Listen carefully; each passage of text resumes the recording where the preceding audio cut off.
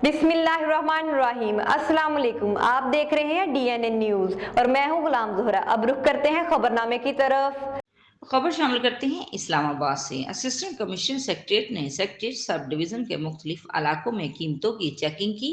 Polythene bags के गैर मजाज इस्तेमाल और मजमूई तौर पर सफाई सुथराई का भी मुआयना किया और खिलाफ वर्जी करने वालों को कानून के मुताबिक जुर्माने आयद किए और तनबीह भी की गई।